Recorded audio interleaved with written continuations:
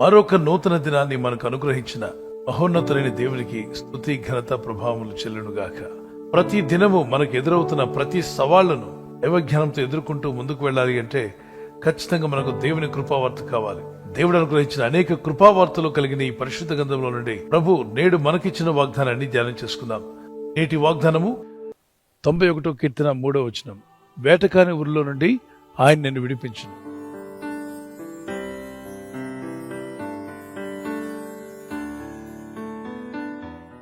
వేటగాని చేతిలో నుండి ఆయన నిన్ను విడిపించును.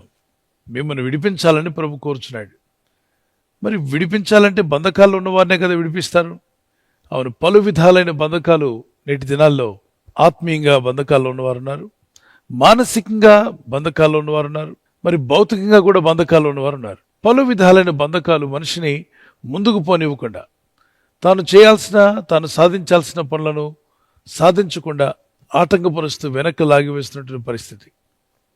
ఆత్మీయంగా ముందుకు పోదామంటే ఏదో ఒక బంధకం, ఆర్థికంగా ముందుకు పోదామంటే కొన్ని బంధకాలు, మానసికంగా కొన్ని విషయాలు వారిని బంధించినట్టుగానే వెనక్కి లాగివేస్తూ ఉంటాయి. ఇక్కడ బైబిల్ చెప్తుంది, వేటగాని ఊరిలో నుండి. ఎవరో ఒక వేటగాడు ఉన్నాడట, వీడు ఊరేస్తూ ఉంటాడు. వేటగాళ్ళు ఏం చేస్తారు? అడవిలోకి వెళ్ళినప్పుడు అడవి జంతువులను పట్టుకోవడానికి ఊరి తయారు చేసి చెట్ల మధ్యలో ఆహారమున దగ్గర అవి ఎక్కడ టెంప్ట్ అవుతాయో అక్కడే పెడతారు. వాటి కంటికి కనబడకుండా, అవి ఏమాత్రము ఇది ఉరి అన్న విషయం తెలియకుండా మంచి ఆహారం దొరికే స్థలంలో అవి ఎక్కడ తిరుగులాడతాయో గమనించి అక్కడ వేటగాడు ఉరిని అమర్చి వెళ్ళిపోతాడు. తనకు బాగా తెలుసు ఈ అడవి జంతువు ఖచ్చితంగా ఆహారం కొరకు అక్కడికి వస్తుందని. ఆశపడి తినే సమయంలో దురాశతో గాని ఆశతో గాని ఆ ఉరిలో చిక్కుకుంటుంది. తెల్లవారి వెళ్ళి వాటిని ఈడ్చుకొని పోదామని చెప్పి ముందుగానే ఈ వేటగాడు ఒక ప్లాన్ వేస్తాడు. ఎలాగైనా ఈ జంతువును పట్టుకోవాలి. పాపం ఇది ఆహారం కొరకని వెళ్తూ దేవుడు పెట్టిన ప్రకృతిలో ఆహారం తినాలి ఇది. కానీ పక్కనే కంటి ముందే ఆహారం కనిపిస్తూ ఉంటుంది, ఎవరో తెచ్చిపెట్టినట్టుగా. కానీ ఇక్కడ కష్టపడకుండానే ఆహారం వచ్చి దాని కంటి ముందు కనిపిస్తుంది. దీన్ని ఆశించినప్పుడు అది ఊరిలో చిక్కుంటుంది. వాటిని పట్టి లాగి ఈడ్చుకొని తీసుకొని పోతాడు. ఇక తెలుసు దాని తర్వాత ఏం చేస్తాడు. మనుషులను కూడా వేటాడుతున్న ఒక వేటగాడు ఉన్నాడని బైబిల్ చెప్తుంది. ఎవరు ఆ వేటగాడు? మనుషులను కూడా వేటాడుతున్నాడా? మనుషులు వేటాడేంత శక్తి తనకు ఉందా? మానవులను వేటాడేటువంటి వాడా? అయితే ఈ వేటగాడి గురించి మనం తెలుసుకోవాలి. బైబిల్ చెప్తుందంటే ఖచ్చితంగా అక్షరాల వాడున్నాడు. అపవాదైనటువంటి సాతానుడు మనుషుల ఎదుగు ఎందుకు వస్తాడంటే, మొదటిగా దొంగతనము, రెండవది హత్య, మూడవది నాశనం. అంటే ఈ 3 పనులు ఖచ్చితంగా చేస్తాడు. వాడు కోరికంతా కూడా మనుషుల్లో ఉన్న మంచిని దొంగిలించాలి. మనిషిలో ఉన్నటువంటి ఆ మంచితనాన్ని, ఆ భక్తిని, ప్రార్థనను, దేవుని మీద ఉన్న విశ్వాసం, దేవుని సన్నిధిలో గడపాలనే ఆశ, కోరిక, ఇవన్నీ దొంగిలించేస్తాడు. దేవుని సన్నిధిలో గడపాలి, ప్రార్థన చేయాలనుకున్న వ్యక్తి ఆ కోరికను దొంగిలించి లోకంలో గడపాలి, లోకంలో తిరగాలనే దురాశను రీప్లేస్ చేస్తాడు.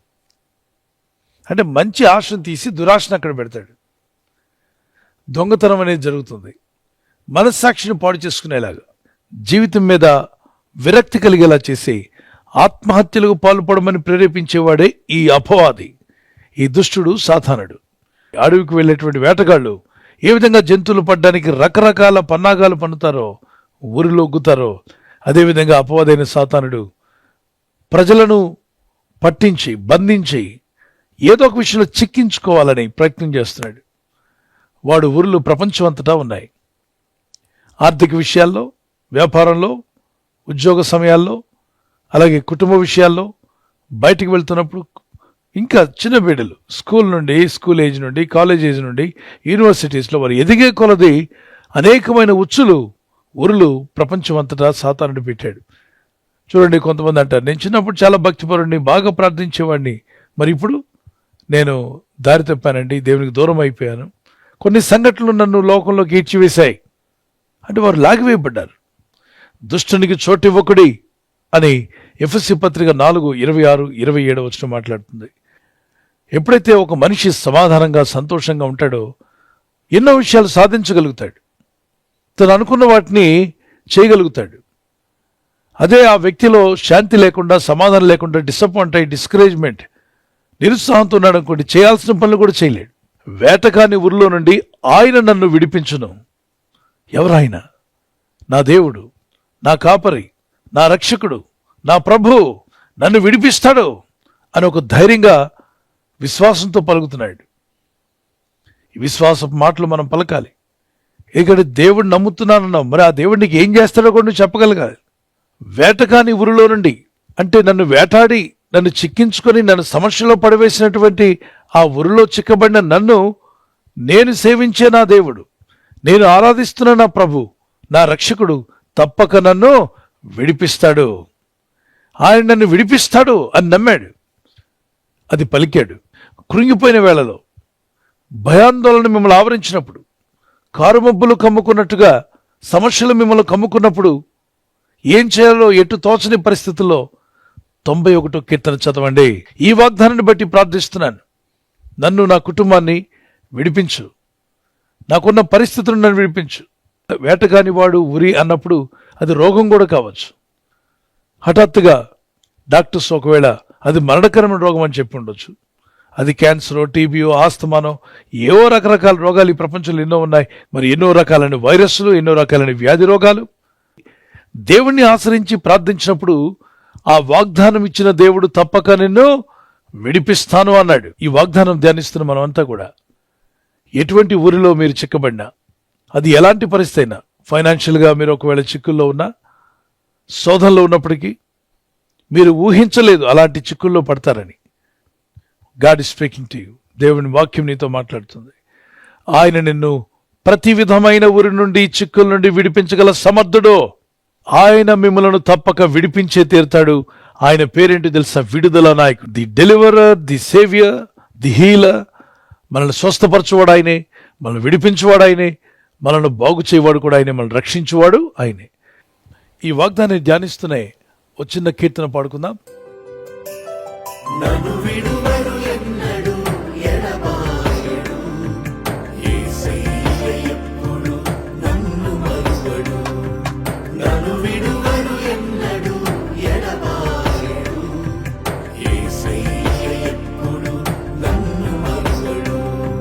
ప్రేమిస్తాడు, నడిపిస్తాడు, రక్షిస్తాడు, దీవిస్తాడు.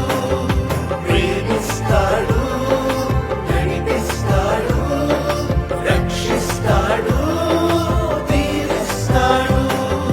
నన్ను విడువడు ఎన్నడు ఎడబాయడు, యేసయ్య ఎప్పుడు నన్ను మరువడు.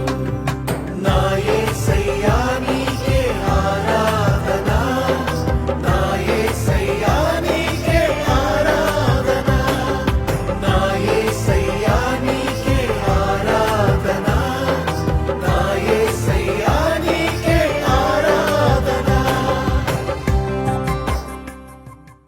నీకు విడుదల రావడమే ఆయనకు ఆనందం. మిమ్మల్ని దేవుడు ఫైనాన్షియల్ స్ట్రగుల్స్ నుండి విడిపించడమే ప్రభుకు చాలా ఆనందం. మిమ్మల్ని పాపముల నుండి, శాపముల నుండి విడిపించి మీరు విడుదల పొందినప్పుడు మిమ్మల్ని చూసి ఆనందించాలని ప్రభు కోరుచున్నాడు. ఈ వాగ్దానం నేను నమ్ముచున్నాను, నా ప్రభు నన్ను విడిపిస్తాడు. ఎటువంటి బంధకాల్లో ఉన్నా, ఎలాంటి ఉరిలో చిక్కబడినా, నన్ను చిక్కించుకోవడానికి ఎవరు ఎన్ని ప్రయత్నాలు చేసినా, నా దేవుని సన్నిధిలో ప్రార్థిస్తాను, ఆయన నా ప్రార్థన విన్నపాలు వింటాడు, నాకు ఆ విశ్వాసం ఉంది, తప్పక నేను విడుదల పొందుకుంటాను, ఈ బంధకాల నుండి నాకు డెలివరెన్స్ రాబోతుంది అని నమ్ముచున్నాను. వారు ఒకసారి చేయి చూపించగలరా? ఆమేన్. ఈ వాగ్దానం మీ పట్ల నెరవేరును గాక. Shall we look unto the Lord and pray. ప్రార్థన చేసుకుందాం కళ్ళు మూసుకొని. పరిశుద్ధమైన మా తండ్రి, అయ్యా నీ వైపు కరములెత్తి ప్రార్థిస్తున్నాం, నీ సహాయం కోరి ప్రార్థిస్తున్నాం. నీ ప్రజలందరి ఎడల ఈ వాగ్దానం నెరవేర్చండి. ఎందరైతే ఈ వాగ్దానం విని వేటకాని ఊరిలో నుండి ఆయన మమ్మల్ని విడిపిస్తాడు, నాశనకరమైన తెగులు రాకుండా ఆయన మమ్మల్ని రక్షిస్తాడు అన్న ఈ వాగ్దానం పట్టుకొని ప్రార్థిస్తుండగా గొప్ప విడుదల ఆ గృహంలో జరుగునుగాక. ఆ వ్యక్తులు ప్రార్థిస్తున్న నీ ప్రజలకు, ఈ ప్రార్థనలు ఏకీవించిన వారికి, ఈ వాగ్దానం విని ఎవరైతే చిక్కుల్లోనూ, సమస్యల్లోనూ, బంధకాల్లో ఉండి నిట్టూర్పు విడుస్తూ ఏం చేయాలో అర్థం కాని పరిస్థితిలో బాధపడుచున్నారో వారందరికీ విడుదల ఇవ్వాలని ప్రార్థిస్తున్నాను తండ్రి. ఇదిగో అయినా నీ ప్రజల్లో ఉన్న బంధకాల నుండి విడిపించండి, శోధనలో నుండి విడిపించండి, సమస్యల్లో నుండి విడిపించండి, ఆర్థిక ఇబ్బందుల నుండి వరకు విడుదల రావాలి. అయ్యా పాపపు బంధకాల నుండి విడిపించండి, రహస్య పాపం నుండి విడిపించండి, శాపముల నుండి విడిపించండి, దుష్టుని ఆలోచనలను కొట్టివేయండి. వీరి జీవితాల్లో నీ చిత్తం నెరవేరాలి. యవన బిడ్డలను జ్ఞాపం చేసుకునండి. ఈ రోజు ప్రార్థించి ప్రయత్నించబోతున్న శంకుస్థాపన అయిన, గృహప్రవేశమైన, ఒక బిజినెస్ ప్రారంభిస్తున్నా, ఉద్యోగ ప్రారంభానికి వెళ్తున్నా, ఒక మంచి కార్యక్రమాన్ని ప్రారంభిస్తుండగా, నేను వారి బిడ్డల వివాహం కొరకు ప్రయత్నాలు చేస్తుండగా, వారు చేస్తున్న ప్రయత్నాలు ఫలించలాగున మీ దూతలకు ఆజ్ఞాపించండి. ఎవరైనా హాస్పిటల్లో ఉన్నా, ఐసీయూలో ఉన్నా, ప్రభు ఎవరైతే సీరియస్ కండిషన్లో ఉండి బాధపడుతున్నారో వారికి యేసు నామములో స్వస్థతను అనుగ్రహించండి. మీ గాయపడిన హస్తమును చాపి వారికి ఉన్న సకల రోగాల నుండి విడుదల ఇచ్చేయి. వారిని లేపి నడిపించడాన్ని సాక్షులుగా నిలబెట్టుకోండి. ఈ ఉదయకాలం ప్రతి రోగి యేసు నామములో స్వస్థత నొందునుగాక. తండ్రి, ఈ దినం ఎవరైతే ప్రయాణమై వెళ్ళబోతున్నారో, అది రైలు మార్గమైనా, ఆకాశ మార్గమైనా, బస్సుల్లో, వాహనాల్లో ఎక్కడ ప్రయాణం చేస్తున్నా, రోడ్డు మార్గంలో ఏ వాహనంలో వారు ప్రయాణం చేస్తున్నా, నీ ప్రజలకు కాపాడే దూతలను పంపండి.